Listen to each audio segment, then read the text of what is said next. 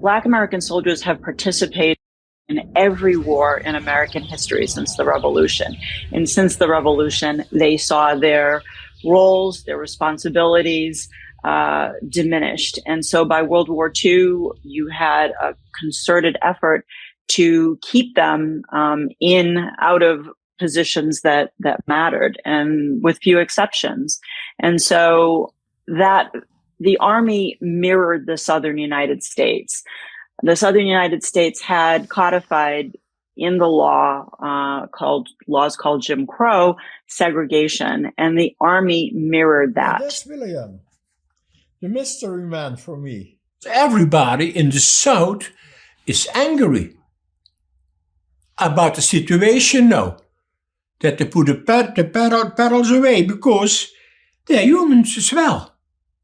They came in the houses, they slept with the white girls, and they came home, and they have to sit in the back of the bus again.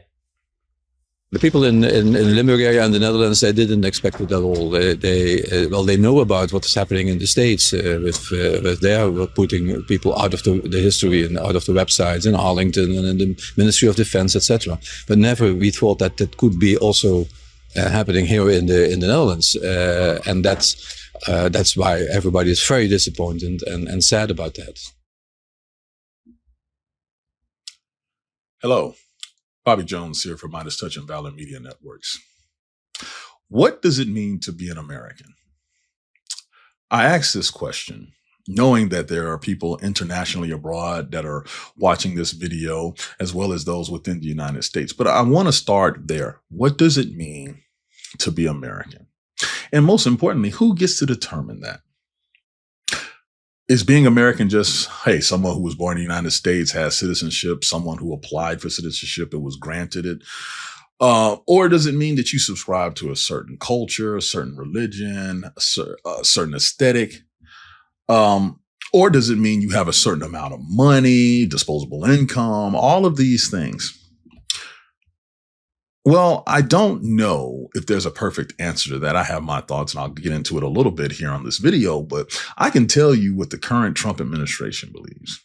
They believe the most primary purpose, the most primary driver of being an American citizen is race. It's race. When you look at the actions that have happened over the first year of his administration, to include, the ICE raids, the deportation of those who were even here legally, and now the push to try to strip naturalization of citizens, etc. It is obvious that he is targeting non-whites. And the evidence for this prejudicial belief have been laid before us in his first administration, when he called, basically African countries and Caribbean countries shithole countries, to going out of his way to make it difficult for them to even visit, whether they come from Latin America, Central America, Africa, parts of Asia, you name it, to the reversal of welcoming white South Afrikaners with open arms. And when I mean open arms, I'm not literally talking about the red carpet that was literally rolled out, but I'm also referring to the nice economic package and the starter kit that they got when they got here. Even though they weren't truly oppressed, and every external news outlet that investigated this found the claims that these South Afrikaners were making false. So why is it that this man is wired this way? We can go down a long list, but you cannot deny the aggressiveness of which he defines worthy Americans and those who just happen to be here, and how do we get rid of them? His policies have been systemic in trying to degrade and remove programs that disproportionately, in his mind, affect African Americans, Latino Americans and other minority groups. The reduction of professional degrees that he did within the United States, where all of a sudden these degrees that were harder to obtain, that required masters in many cases, have been devalued, meaning less earning potential. Take a wild guess which demographic disproportionately have those degrees. I'll tell you right now, Black women in America. Black women in America. When you look at the destruction of the Department of Education and how basically the programs they have to help primary school, high school education, and then rolling into applying for government friendly loans to go to college, who do they disproportionately affect? African Americans. I can do this all day, but it seemed like each month there was a new thing that this administration did to really just downgrade the social position of African Americans and other minorities and women in America.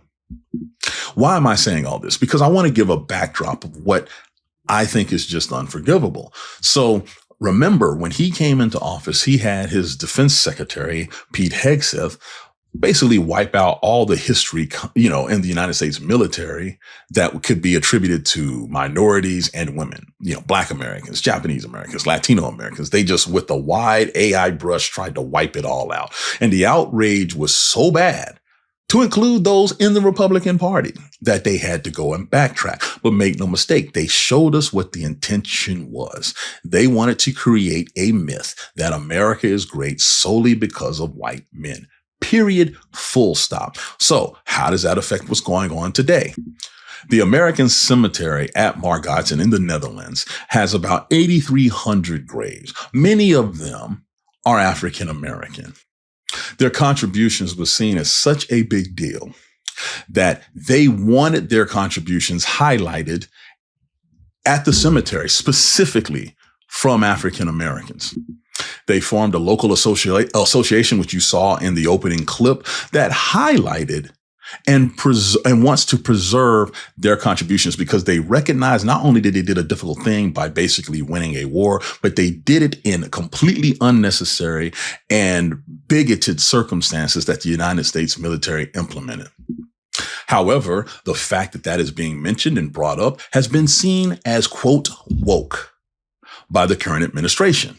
And this is where I have a problem, because not telling the whole story is not being historically accurate. Everything that every soldier, regardless of their background, went through in World War II should be recognized. But you better damn well believe if you were sitting there fighting for freedoms that you yourself did not enjoy, it should move to the front of the line story-wise. The Europeans understand that. Pretty much everybody but the current administration understands that. Even those that really don't like Black people could not deny the sacrifices that the African-American community made in World War II in spite of. Because to be completely honest and blunt, you can look at this from D-Day to the push towards Berlin to the freaking island hopping campaign in the Pacific. You don't win the war without African-Americans. Period. Full stop. And I know Trump has a hard time dealing with that, but I'm sick of sugarcoating this stuff. You don't have America without African Americans. From the roads that were built to the buildings that were built to the freaking produce that was planted by slaves to everything, to the culture. Heck, the word woke, that's Black America. And they have, of course, hijacked it.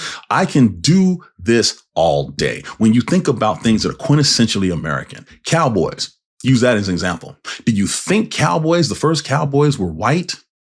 Cowboys happened after the Civil War, and they slept in the field with the animals that they had to protect and move. Do you really think that was white people right after the end of the Civil War? No. The first cowboys were Blacks and Mexicans. But because of the whitewashing and the propaganda over decades, people actually believed that they were white. No. From cowboys to rock and roll to hip hop to food, African Americans defined American culture while building America simultaneously. And when America needed people the most to literally put their lives on the line, it was the African American who was first to die in Crispus Attucks. It was the African American that volunteered overwhelmingly to serve. And it was the African American that when they served at the end of World War I and came back home were hung and lynched in their damn uniforms. And despite all of that, the highest propensity to serve in America's armed forces today is still the African American male. So for this man, for his Secretary of Defense, for the policies that they have created to go out of their way to once again, not just remove, but to strip honor from those who had the guts to go serve, even though they couldn't get a damn sandwich in the front of a store, at the same time is blasphemous. And I dare say un-American. Love this video? Support independent media and unlock exclusive content, ad-free videos, and custom emojis by becoming a paid member of our YouTube channel today. You can also gift memberships to others. Let's keep growing together.